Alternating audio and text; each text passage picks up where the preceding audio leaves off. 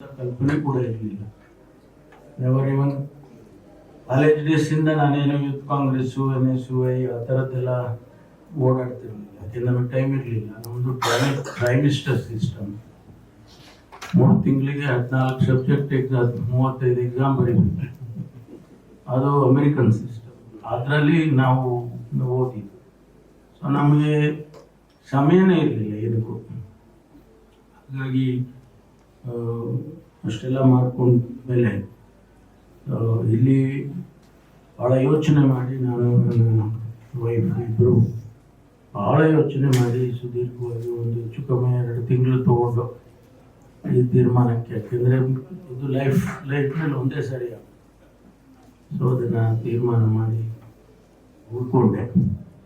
ರಾಜಕೀಯ ಆಕಸ್ಮಿಕವಾಗಿ ಆಯಿತು. ರಾಜೀವ್ ಗಾಂಧಿ ಅವರು ನಮ್ಮ ಕ್ಯಾಂಪಸ್ಸಿಗೆ ಬಂದರು, ಪ್ರೈಮ್ ಮಿನಿಸ್ಟರ್ ಆಗಿ. ಅವ್ರ ಸಂಪರ್ಕ ಬಂತು, ಕರೆ ಕೊಟ್ಟರು, ಸೇರಿಕೊಂಡೆ.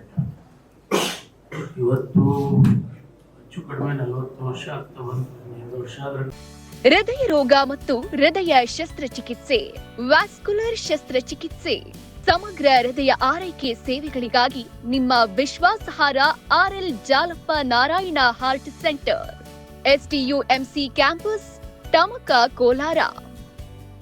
180030090309.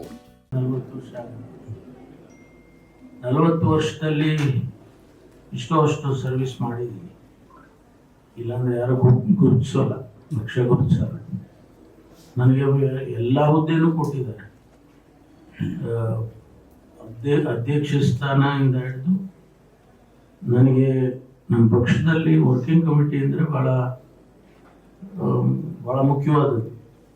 ಡೆಲ್ಲಿನಲ್ಲಿ AICC ವರ್ಕಿಂಗ್ ಕಮಿಟಿ ಅಂದರೆ ನಮ್ಮ ಪಕ್ಷದಲ್ಲಿ ಹಾಕುವ ಎಲ್ಲರ ತೀರ್ಮಾನಗಳು, ನಿರ್ಣಯಗಳು ಅಲ್ಲೇ ಆಗುತ್ತೆ. ಅದರ ಸದಸ್ಯರು ಕೂಡ ಮಾಡಿದ್ರು ನಾನು. ಅದಾದಮೇಲೆ 2018ರಲ್ಲಿ ಉಪಮುಖ್ಯಮಂತ್ರಿ ಆಗಬೇಕು ಅಂತ ತೀರ್ಮಾನ ಮಾಡಿದ್ರು.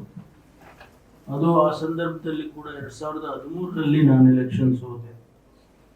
ಬಹುಶಃ ನಾನು ಗೆದ್ದಿದ್ದರೆ ಮಾನ್ಯ ಸಿದ್ದರಾಮಯ್ಯನವರು ಮುಖ್ಯಮಂತ್ರಿ ಆಗ್ತಿರ್ಲಿಲ್ಲ. ಆದರೆ ನಮ್ಮ ಅದೃಷ್ಟನೋ ಹಣೆ ಬರೋನೋ ಏನೋ ಹೇಳ್ತಿರೋ ಗೊತ್ತಿಲ್ಲ. ಆಗ ನಾನು ಸೋತದ್ದು ಕಾರಣಕ್ಕಾಗಿ ಅವರಾದರು. ಆಮೇಲೆ 2018ರಲ್ಲಿ ಕೂಡ ನಮ್ಮ ಪಕ್ಷ 80 ಸೀಟ್ ಗೆದ್ದಿತ್ತು. ಕೋalition ಮಾಡಿದಾಗ ಬೇರೆ ಪಕ್ಷದ ಜೊತೆ ನಾವು ಸೇರ್ಕೊಂಡು ಅವ್ರು ಬರೀ 30 ಸೀಟ್ ಏನೋ ಇತ್ತು.